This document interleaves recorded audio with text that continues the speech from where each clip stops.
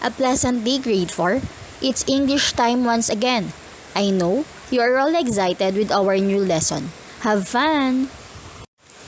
I am Ma'am Abby, your English teacher. Today, we're going to tackle a new lesson, and it is all about identifying the main idea, key sentence, and supporting details. To make it easy to understand and remember, we will use this illustration as a guide. Do you know what this is? Correct! This is a chair. The circular part of the chair where we sit represents the main idea. What is a main idea? Main idea tells what the paragraph is mostly about. This is the author's most important point. How about the supporting details? Supporting details provide information that explains the main idea. These can be facts, statements, examples, and specifics which guide readers to a full understanding of the main idea.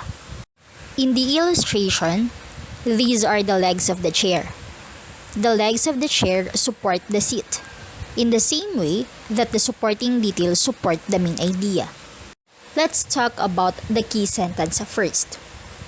A key sentence is the term used to identify the sentence in a paragraph that contains the main idea.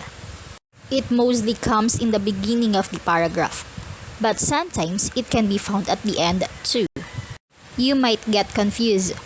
Is the main idea the same as the key sentence? Yes, that is possible. The main idea can be found inside the key sentence, or sometimes they are the same. Here is an example. There are different needs for animals to survive. Animals need food to grow. They need shelter or a place to live in. They also need special care and love. What is the main idea of this paragraph? The main idea here is found at the beginning of the paragraph, which is there are different needs for animals to survive. This is what the paragraph is about. It is also the key sentence.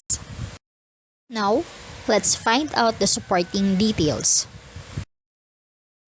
These sentences support the main idea.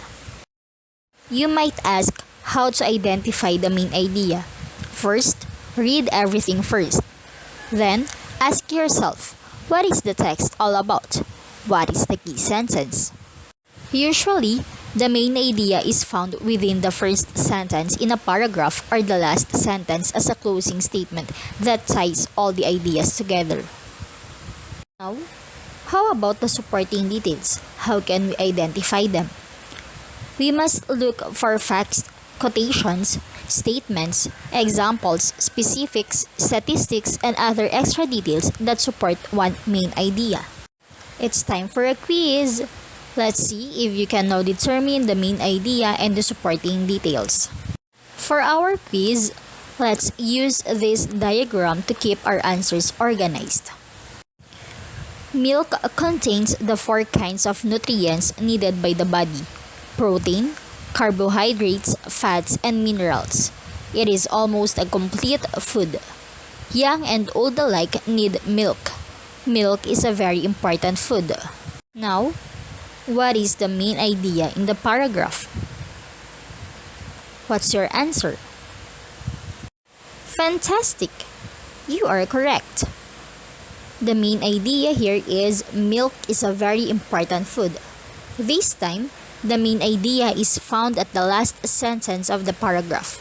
As what I've said earlier, this is also possible. It is used to tie all the ideas together, and it is usually a powerful way to end a paragraph. Do we have the same answer for the supporting details? That's great! The supporting details are milk contains the 4 kinds of nutrients needed by the body, which are protein, carbohydrates, fats, and minerals. It is almost a complete food, and young and old alike need milk. Number 2.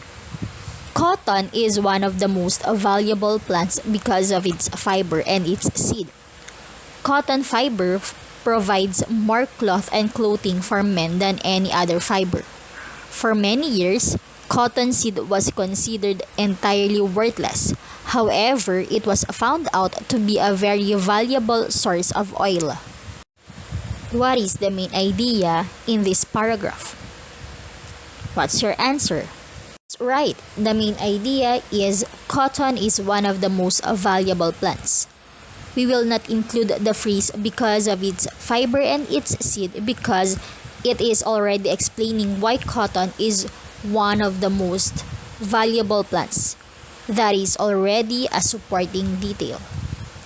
Now, let's look for the supporting details.